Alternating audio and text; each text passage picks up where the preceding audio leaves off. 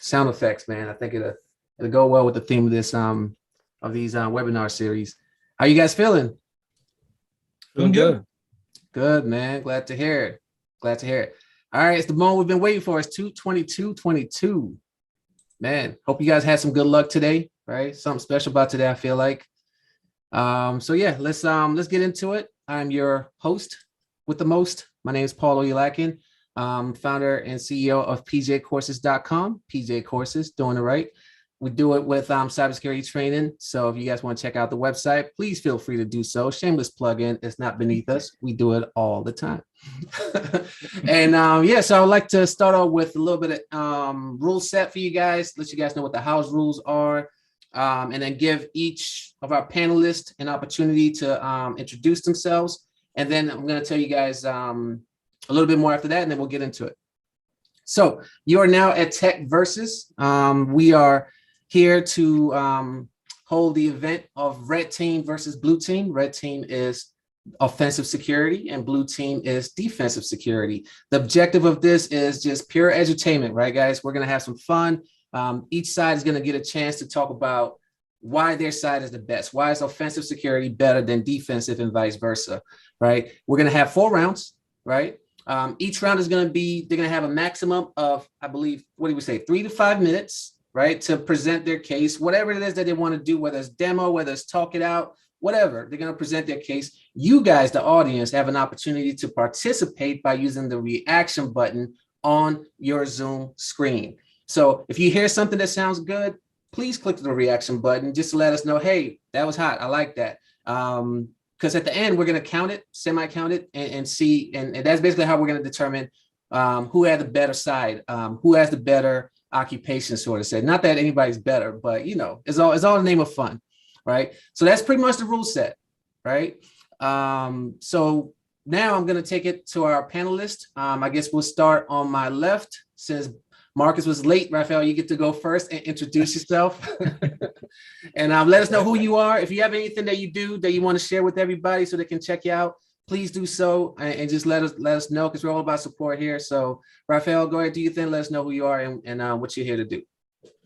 All right. Hey, my name is Raphael Ployce. Welcome to 2/22/22 Tuesday. Yeah, so I currently work in the field. Penetration tester is my title. So working very heavily on that red team. Additionally to that, working just like giving back to the community with the teaching of CH Bootcamp, helping people get that certificate, get some hands-on, in some virtual environments, really feel kind of, what is red team, get that hands-on experience, make a virtual connection, hack into a virtual machine, get a little foothold in. And that really is just, generally what you're doing overall in red teaming. So it's, I think, a very exciting field. And I think Hollywood does too, because they make a lot of movies about it. So that's all about me. I'm looking forward to having a discussion here, red team, and why it's better than blue team. Word. All right, Raphael. Not scared to throw them punches, Marcus. What you got? Introduce yourself for us, would you? Come on, man. My name is Marcus Bowie. For those who don't know, you should know. I'm the Cyber Reverend on Twitter, and I'm blue team all the way. And so what I do, my day-to-day, 9 to 5, I'm a security engineer. I'm a part-time forensics SME. And then I do SOC work for my contracts. I have two subcontracts doing SOC work and doing security engineering. So I got my hand in the pot on all blue team, everything blue team. And today I'm gonna show you why blue team is way better than red team. Okay. Today. Awesome. Hey, Marcus, we can't stop the introduction without you doing a quick plug-in, man. I know you got a lot of stuff out there, a lot of stuff people can get into, a lot of products. Can you just give us maybe an idea of what it is that you got out there that people can support? Yes, and I can share my screen so I can show you the page. Okay. This is my website, Maxbrow Technologies. We're a cybersecurity company, so we do everything: digital forensics, SOC work, definitely SOC work, threat detection, and workforce development. And here I have a class. It's a private class, but I'm gonna make it public for this. It's 222, so I'm gonna make it public for y'all. It's called the SOC experience, and pretty much is all of my experiences dealing with the SOC. I teach you hands-on pretty much how to do my job. So it's on the job training without the job. And this gives you a little bit more information about what you'll learn in my class, the nice framework, which jobs that this training will prepare you for.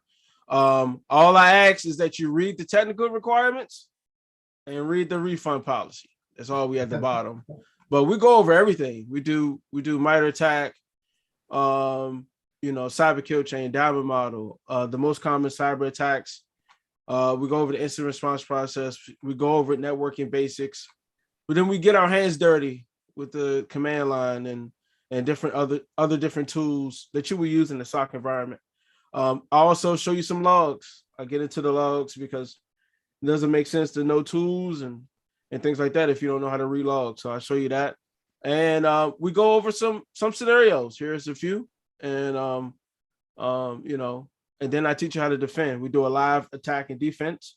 We go over the top 10 malware of 2021, and based upon the class, based on what I teach you, I run one of those malwares, and you will have to catch it, detect it, write it up, stop it from spreading in a time manner. And so that, in the perfect world, if in the class, if I have time, we do that.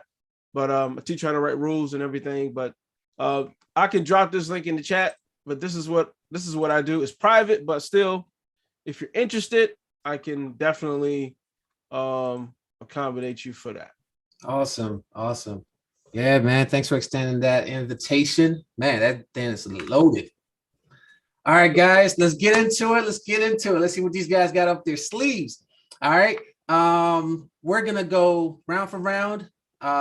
It's all random, it's freestyle, and we're just gonna hear these guys out. Please don't forget, hit the reaction button if you hear something that you like, you hear something that you think is clever, something that just appeals to you in any kind of way, and just give us your feedback. We love having the audience participate. At the end of this, at the end of the 4 rounds, we're gonna have a Q&A session where you guys actually get to come on and ask these guys anything you want.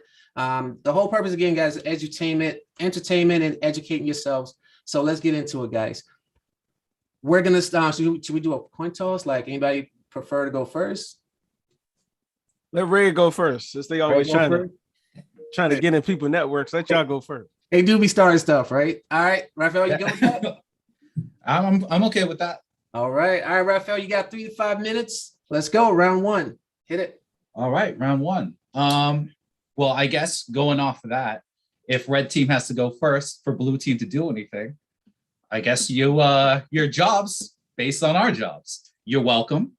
So yeah, there's that right there. But what I wanted to talk about is just a little bit, what red team offers you. And one of the things that we have is flexibility, right? So when you're on the blue team, you kind of have to be in that SOC a lot of times. They set up that center for you. You got to come in, you got to bring in your coffee, you got to fight that traffic, you got to sit there at the screens, and they're nice, they're pretty, they're blinking, but you got to be there. As the red team, I can be on the beach, maybe have some a coconut, a nice little coconut rum, just flip open my computer, maybe do a little, just a little testing around your site. Maybe I'm on a vacation. That's okay. I can work and be on vacation at the same time. All I need is a Wi-Fi connection, and then your address, and that's all I'm going to need. So I can work from anywhere. I don't have to be stuck in that building. So like I was saying, vacation, you can go on travel. If you have that internet connection, and everybody does, no matter where you go, then I can do my tasks. And one of the reasons for that is red team is trying to emulate, if you have a threat actor somewhere, overseas, then that's what we're trying to emulate. So you have to be able to do it from anywhere. That allows you to travel, get out there, see things, not be tied anywhere.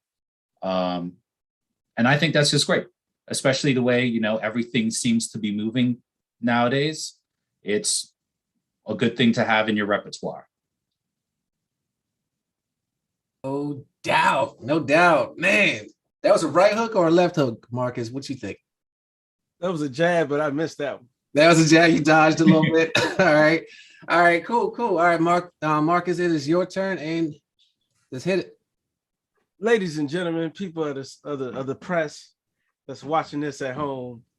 Yeah, that sound good. Being remote and all, being on the beach with your rum drink and your IP address and your whatever. But we got the same thing on the blue team side. So don't get it twisted. There's one reason why I think, or why I believe, that blue team is way better than red team. Because think about it. All you out there that want to do red team work, all you out there that's applying for them jobs, let me break it down to you. Your first job is not going to be red team. It's going to be blue team. So think about it. Who's giving you your first shot in the cybersecurity field? Blue team. Who's giving you that experience to touch these tools and to look at some of this web traffic? The blue team. Who's giving you that experience that will allow you to pivot into the red team? It's blue team. So all that stuff they talking about, it's a very, very small community. It's hard to get in the red team. Nobody's going to jump from HR or the teachers or the finance department and go directly into the red team. You're going to come on my side, the blue team, and we're way much more fun than the red team. Yeah, that's the sexy word, hacking stuff and X, Y, and Z, but nobody cares about that. You know what you should care about? The fact that you're able to defend. Because think about it. Where's the real value? Who do they want to pay? They don't want to pay for a red team because we got to deal with threat actors. They want to play blue team. So all you thinking about going on the red team side, you might want to reconsider that and come on over to the blue team because you're going to get your first foot in without any of that hassle that they talking about. Woo! Smoke. Smoke. Oh man, you guys did not come here playing. That's for sure.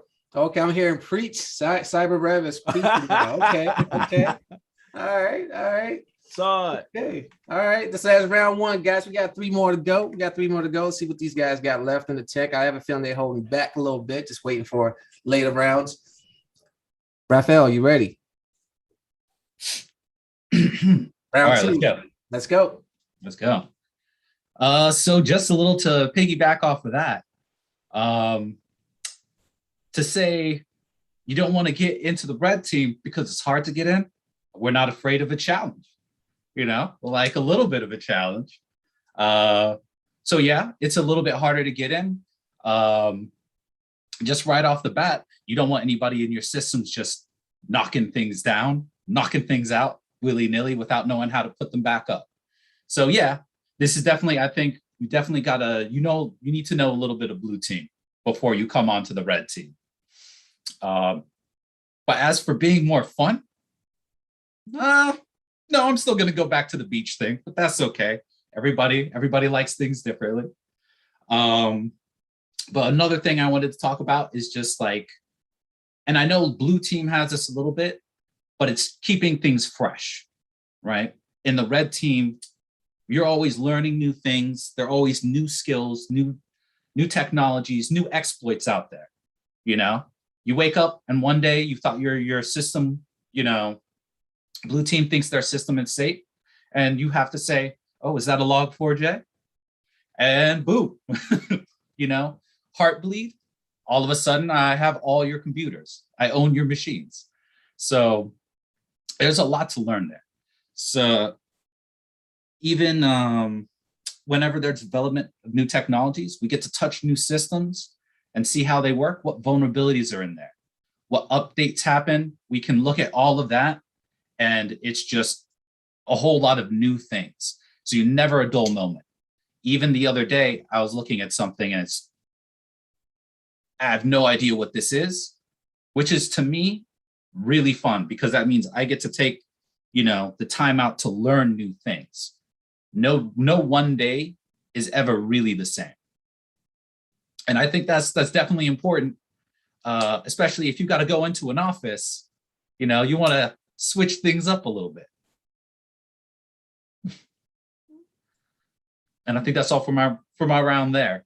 All right. Thank you, Raphael. Okay, we're gonna swing back to the other side. Mr. Marcus, what you got? I mean, again, it sounds good. It's the sexy word, it's cute and all. But again, we are still remote.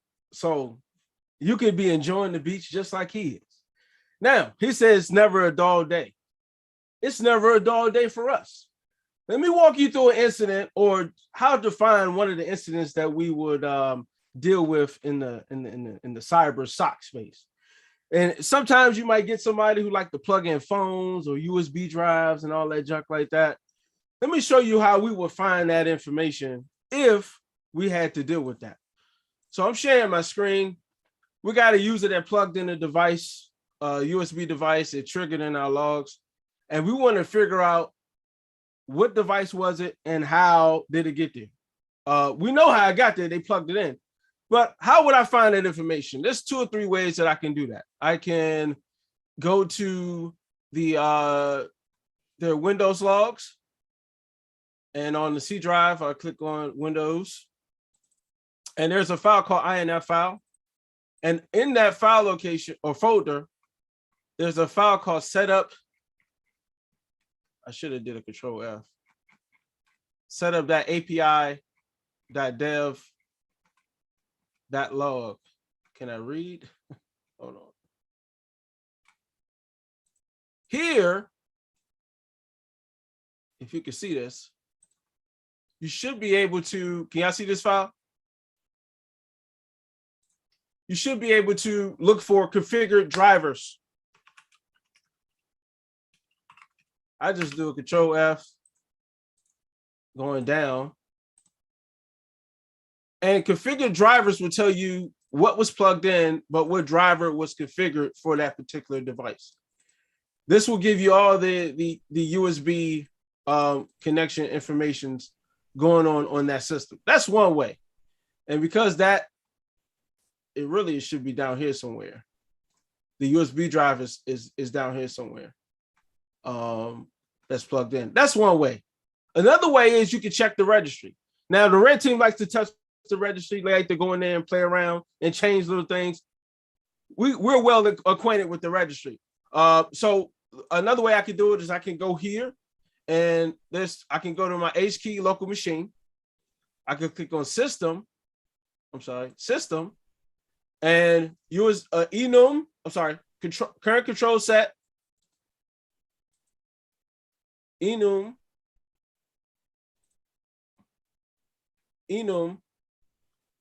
and USB store will tell you all the devices that were plugged in.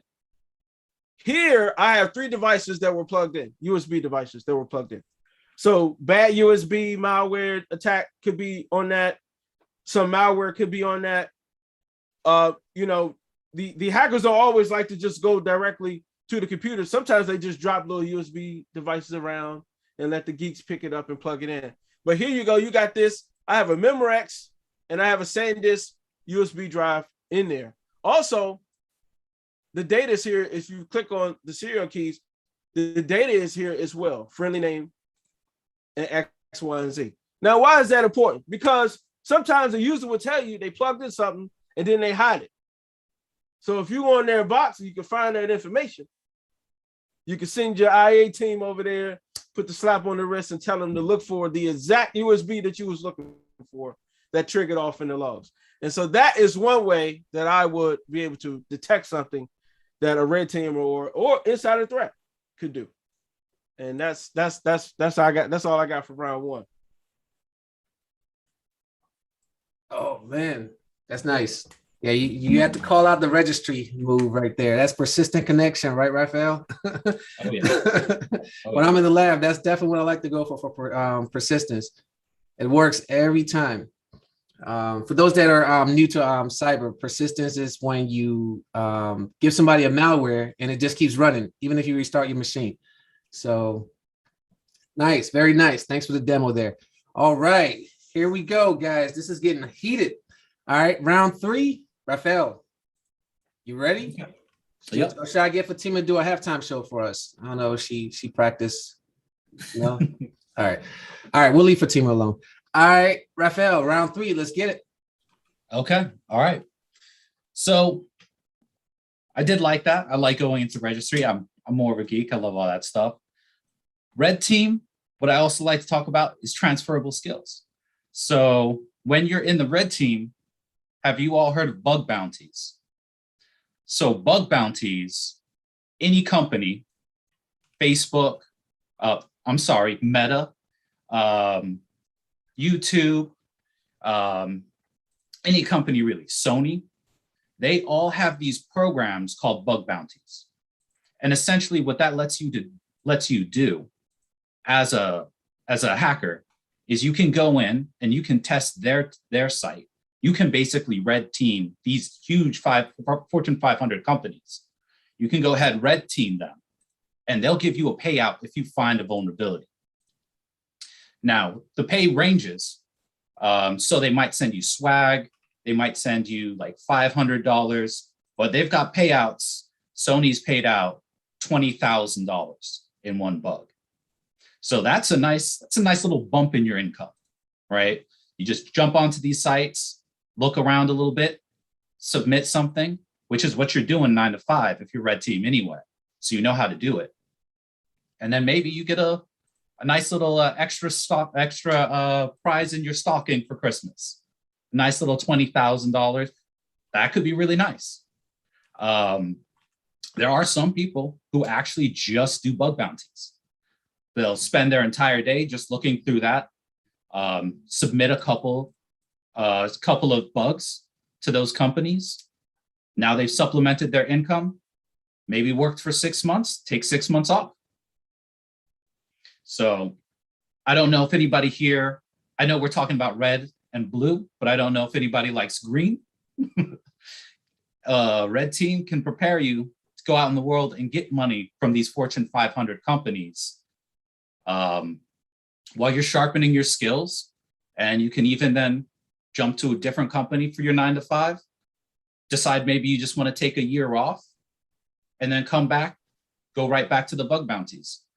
And also whatever you will decide, if you decided, hey, you want to relax a bit, maybe join the blue team, you can come back and they'll take you because you've been all the red team. So they've seen, all the attacks. So it's a great supplemental income. If you decide that's what you want to do, bug bounties are a great way to interact with the community, to let those companies know you have your skills, and for you to improve every day.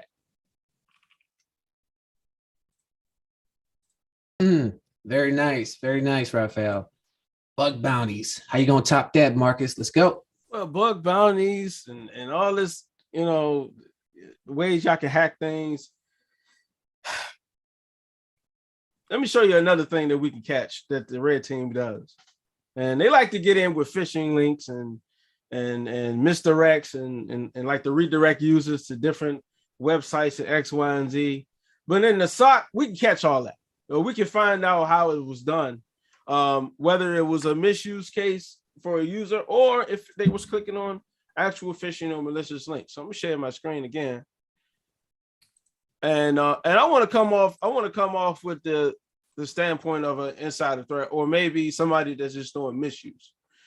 If somebody was shopping all day, let's say if y'all run into somebody in the hallway, they're a piece of trash to you, and you set up a dashboard just for them. Now, I've done that before and I got in trouble for it. But 9 times out of 10, what the user is going to do? They're going to go to their history file after they've been shopping all day and ain't doing no work, and they're going to clear that history. All that data is gone. So if I go back to my history file, I have no data here. And to a average person, that may be true. But there's a little tool I like to use in the SOC realm. It's called Browser History Viewer. browser history viewer will allow me to view, and this is kind of shoddy right now. I don't know why that's the case, but it will allow me to view that user's web history to tell whether or not that user clicked on a malicious link, clicked on a phishing email, or just was shopping all day. When I click OK, hopefully I can make this big. It's kind of spotty, but from my end, but I can see where they went. I see Hulu on here. I see different. I see Yahoo on here. I see Yahoo. I mean Yahoo. I'm sorry, Hulu, and a few other places that they went to on here. I can see what did they go for, what resource. I can see the time that they visited it. I can see how many times they went to it. I can see where did they refer to it from. So this is if there was a malware or phishing link, where they referred to that link, or did they just go to it? I can see it from here. I can see what type of visit was it. Did they type that URL in? Was it a download? Was it a temporary redirect? Was it a link in a phishing email? I can see how long, the duration, how long were they on that page? I can see what browser they used to go to it. I can see the profile they used. This is my victim that I run, my victim VM that I run my malware on. That's the profile that went to it. And I can see the profile, depending on the browser, Firefox, that is the profile that they used to go to it. And that's where the location is. So there's really no way to hide from the blue team when they try all those tactics and techniques to try to get you to click on links and redirect you, because we can find it. If we don't find it in the logs, we can find it somewhere else. And this is one of the ways that we will be able to look for that type of information. Hey, Marcus, you about to get a lot of people in trouble, man. You keep be showing these secrets out here, man. Hey, all the guys, just go to that file and delete it. Hey, you ever see that meme where the Grim Reaper comes and says, Can I just delete my browser history first? delete the history file, and I wouldn't have to find it. Oh man. Oh goodness. Yeah. All right. That's what's up. All right, guys, here we go. What are we on? I can't count. Round 4. Last and final round. All right, guys, this is now time. If you got anything left, let's give it. Raphael, you ready? Yep. All right, let's talk that talk, man. All right. So last round.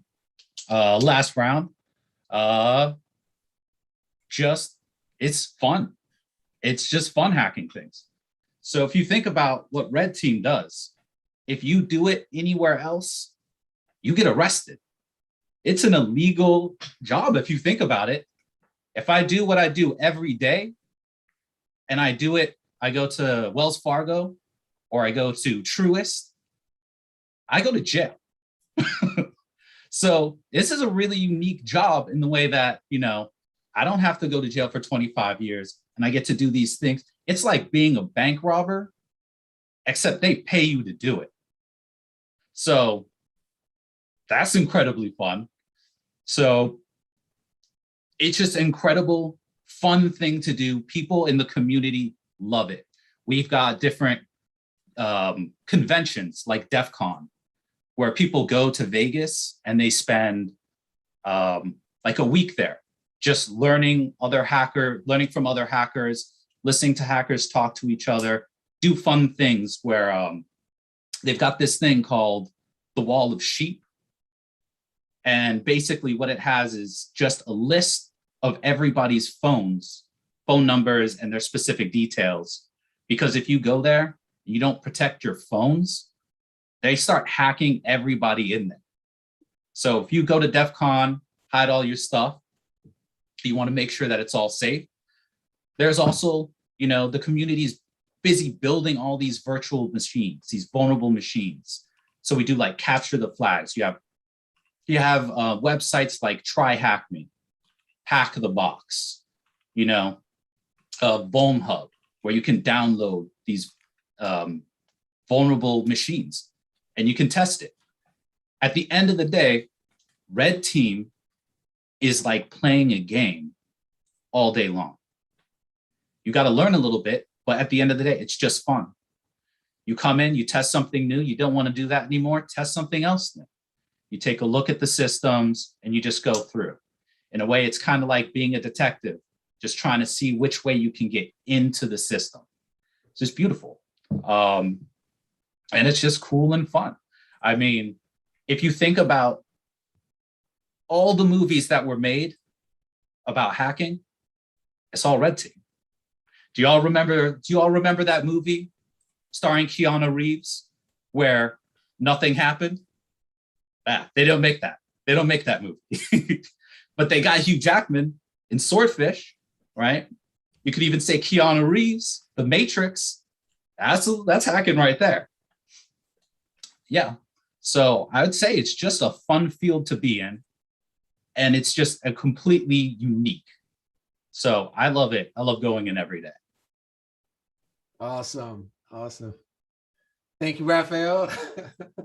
All right, Marcus, here we go. Last round. See what you got.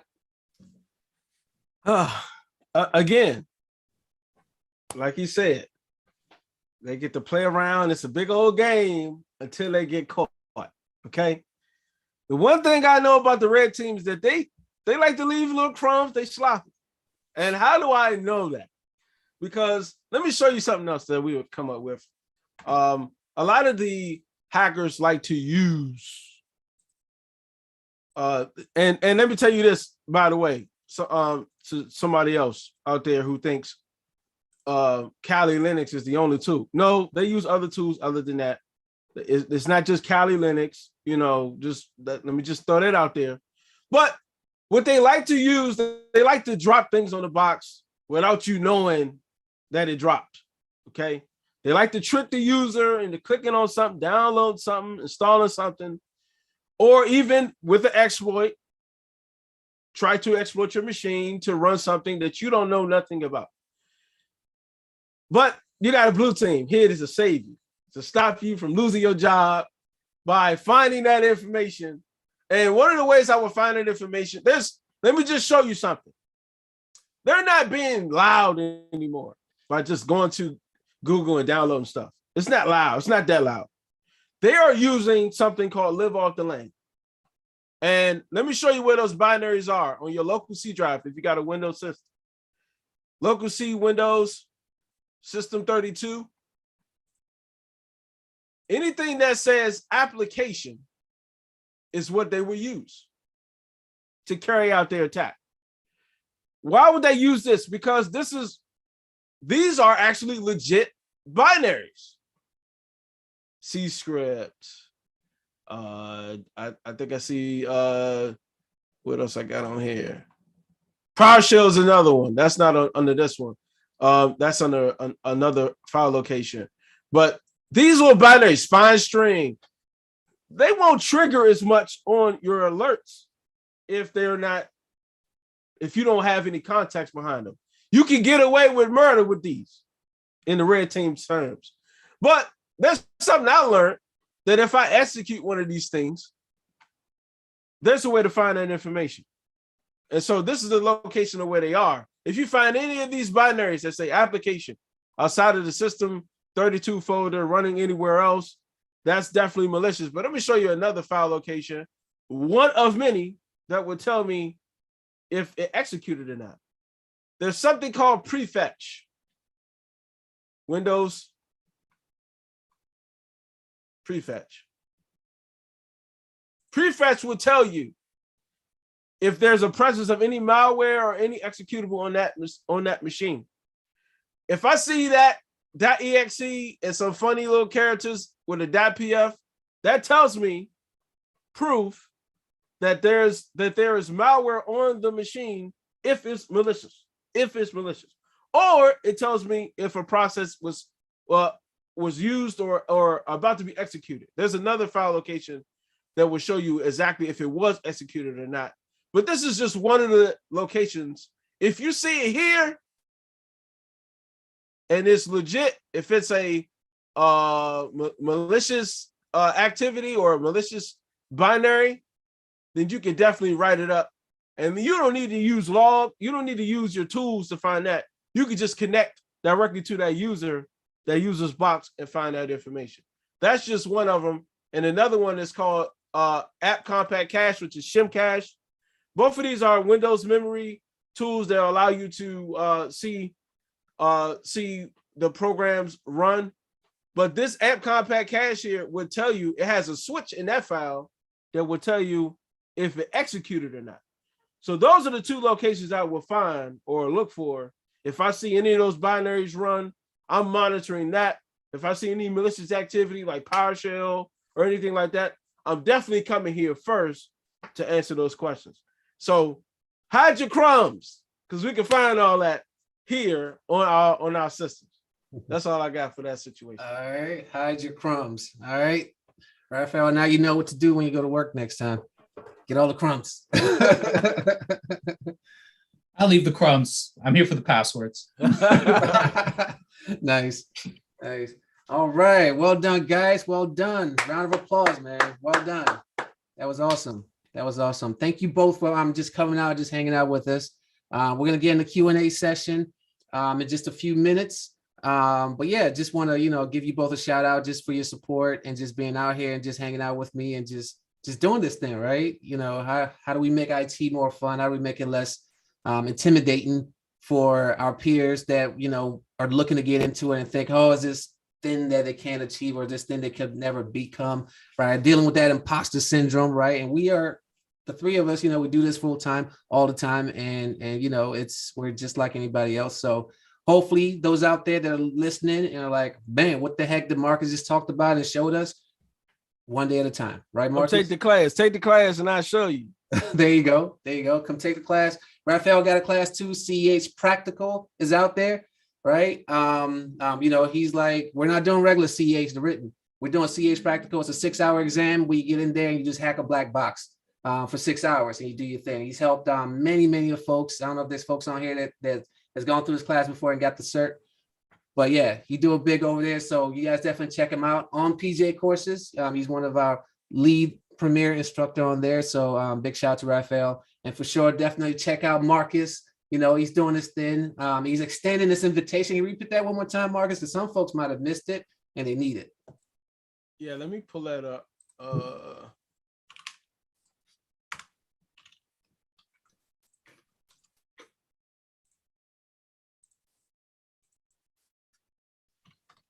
All right, so this is the page. I threw the link in the chat. For the SOC experience, it's my class that I teach. It's a hands-on keyboard class. I take you from cradle to grave. I show you how to read PCAPs, command line, how to go through Fisher emails, the whole 9 yards. So that all you would need to do is just go get a job or apply for one, providing you have all the other like certs or whatever. I'm just teaching you on-the-job training without the job. That's pretty much what this class is. We ain't got no books in this class. It's all hands-on. Yeah, you get slides, but a lot of it's hands-on. And it's just from all the experience I had dealing in the SOC and the different things that we would do in the SOC. The stuff that you're seeing today, you'll learn that in the SOC experience class. So, yeah, hit me up. On here, there's a contact. If you're interested, send me an email. All right. And then I'll get it, and we'll go from there. Awesome. Yeah, and if I can just piggyback off that a little bit, and just in general what you're saying too, Paul, is that hands-on experience, that's really critical. There's a lot of things you can get from books. I definitely agree with that, but I think hands-on definitely is the best thing to do, because it gets in your mind a little bit more. Sometimes I'll forget what it is I'm doing if like I had to write it down, but as soon as I'm on that command line and I'm writing things in, it just comes back to me. Right. So definitely, if you're looking to get blue team, I would definitely recommend going through Marcus's class, getting that hands-on experience. Okay. The fact that he's talking about registry and all of those things, that's